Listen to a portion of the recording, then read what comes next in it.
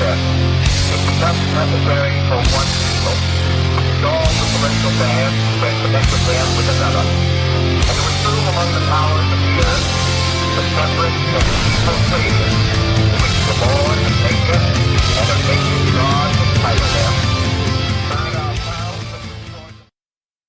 The following is a fictional story of events that may happen in the near future. New York Stock Exchange. It's a cold, breezy day on Wall Street as markets await the Federal Reserve's announcement for QE4. Futures are up significantly. The Dow Jones just breached its 2008 high of 14,164. Gold just hit an all-time high of 2,900. Silver just breached $100 per ounce. The dollar index is holding at 53. With official unemployment at 16.3%, there is a nervous feeling on Wall Street that if this doesn't work, the world could implode into a depression that will last for the remainder of the decade. 8:19 a.m., Beijing. Chinese officials announced that they can no longer allow Washington to devalue their holdings. After making their concerns private, China accepts that Washington will never stop paying its debts with inflated currency.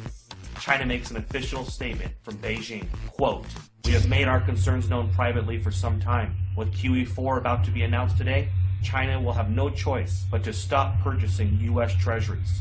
We have allowed Washington to try to work through their imbalances for 4 years. But with global inflation and U.S. consumers rapidly shrinking as a percentage of global GDP, we feel that a Western recovery is unlikely until they reform their entitlement programs."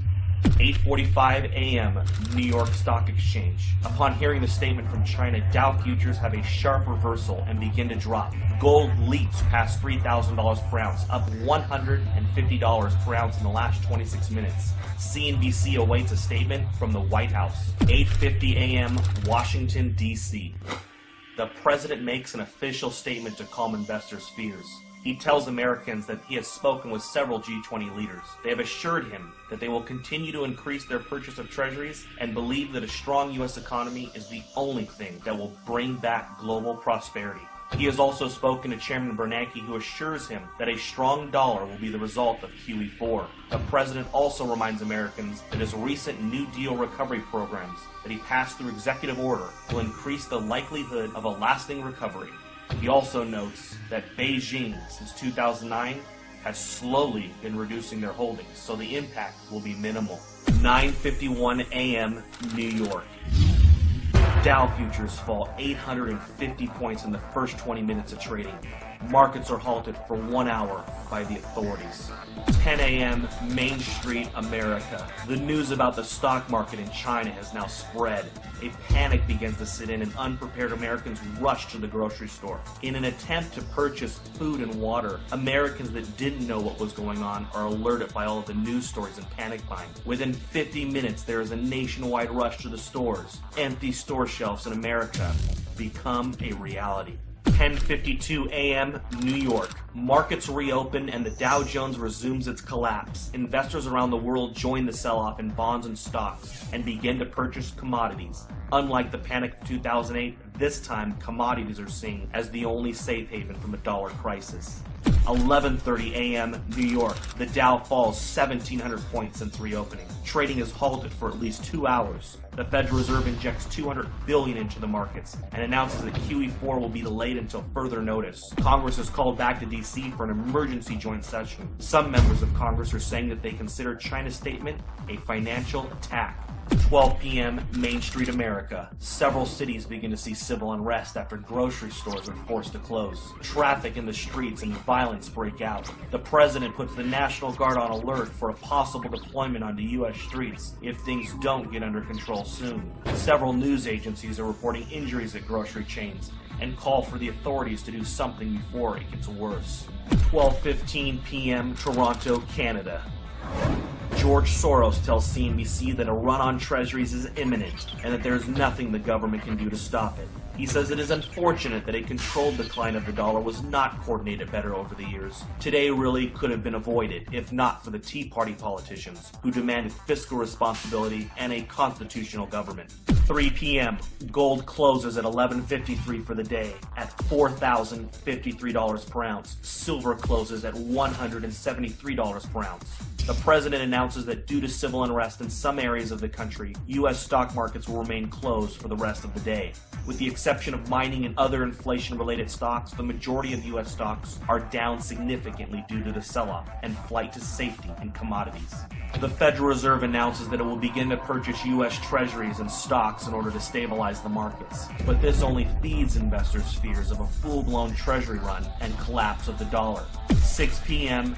Asia. Asian markets begin a massive sell-off. Dollar collapse rumors begin to take hold of the markets. CNBC Asia looks into a possible COMEX default and complete breakdown in the U.S. economy. Gold spikes in Asia, up 1750 in the first complete hour of trading. Gold is now at 58.03. 7 p.m. Gold and silver bullion dealers across the world have suspended all sales due to no inventory. A COMEX default is now expected. Several central bank representatives propose a freeze on currency markets and a fixed devaluation of the U.S. dollar in order to calm investors. 7:30 p.m. the United States. The sun sets on America. In the last 12 hours, the world has changed. Americans are glued to their televisions, taking a crash course on a debauched currency. Smoke from fires in the cities have put a dark cloud over the nation. 7:45, the Federal Reserve. The Federal Reserve announces it will inject $1.5 trillion into the markets in order to stop any further decline in stocks. 7:55 p.m., OPEC. The final nail in the coffin. OPEC nations halt oil trades in U.S. dollars until further notice. They will only accept euros, renminbi, or gold. 7:59 p.m. The Federal Reserve's announcement to inject $1.5 trillion into the markets causes a sharp reversal in overseas markets. Stocks begin to rally even as Main Street melts down. 8 p.m., Manhattan. Gerard Adams, president of the National Inflation Association, sends out an urgent email alert. In it, he informs members that it is with great sadness that the time to warn and prepare Americans for hyperinflation has ended.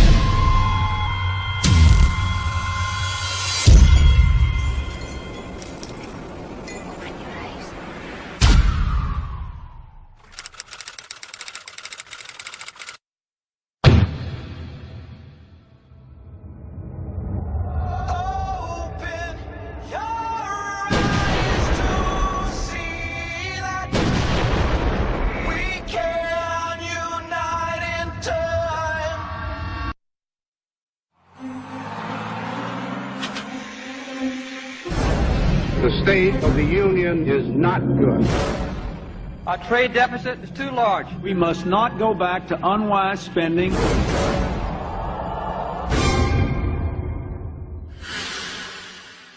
This is America.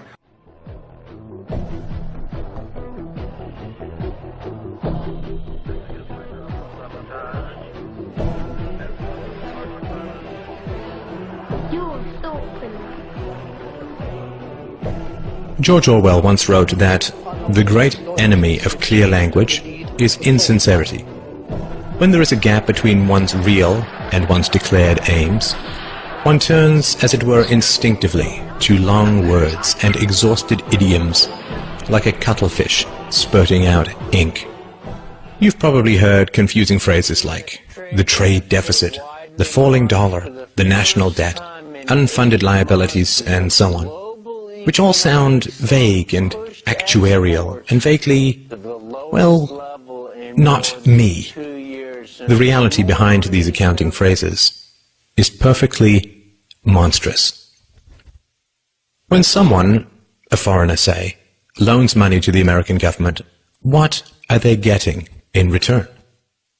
Well, they are getting promises of interest payments and eventual repayment of the principal. Where does your government get this money? The government is not a business. It does not generate profits in the free market. So where does it get the money to repay its creditors? Are you beginning to understand that it is not dollars that are being sold, or bonds, or agency debt, or treasuries, or anything like that? Where is your government going to get the money to pay off its creditors? It's not pieces of paper, or contracts, or computer bits that are being sold. There is only one thing that the government has to sell. Governments have only one asset that they can use as collateral. Your leaders are selling you. When China lends $800 billion to your government, what they get in return is a guarantee that $10,000 plus interest will be taken from your family at gunpoint and shipped overseas. When a farmer gets a loan from a bank, he uses his livestock as collateral. It is the milk and meat his cows will produce in the future that he will use to pay off his loan.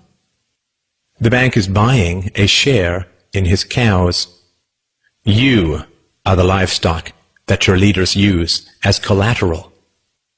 The leaders that you cheer for and throw parades for and drop balloons behind and donate money to are selling you to Chinese rulers, to the Japanese, to the Nigerians, to South American drug lords with accounts in the Caribbean banking centers, to Russia, to Korea, to Egypt, to Colombia, to Chile, to the Philippines, to Malaysia, and anyone else who is willing to give them a few dollars in return for the blood, sweat, and toil of your future. The flag that you praise and the anthems that you sing and the rulers that you weep and kneel before have as much loyalty to you as a plantation owner had to his slaves. And sadly, plantation slaves had more pride than we do.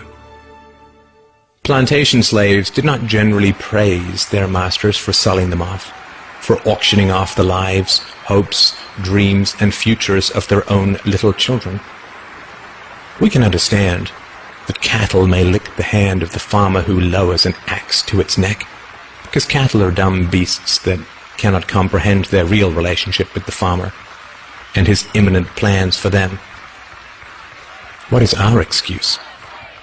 When we chant, USA, USA, USA, when we cheer and bow and beg and scrape and sing and weep with joy that some new farmer now presides over the wholesale dismantling and sale of our family's futures, when we love with obsessive emptiness the leaders who laugh while they auction us off to every tin pot dictator and stockbroker the world over, what is our excuse? Has our pride been so broken that we lunge with pathetic joy at every new silver-tongued demagogue who pretends to care for us even a tiny little bit? In the future, our children will demand to know why we knelt and cheered as they were sold off on the auctioneer's block. This video, and my life's work, is my answer to my child. What's yours?